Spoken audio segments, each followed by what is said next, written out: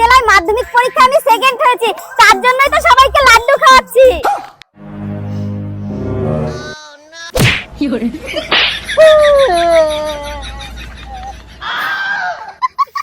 নিন নিন, ধরুন ধরুন, আমাকে আবার সবাইকে লাড্ডু দিতে হবে। নিন ধরুন, দে।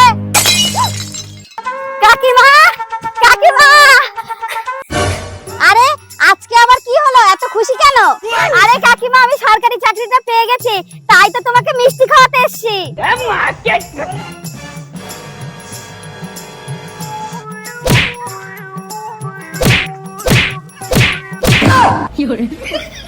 আচ্ছা কাকিমা, মিষ্টিটা আমি এখানে রেখে গেলাম, মনে করে খেয়ে নিও কিন্তু।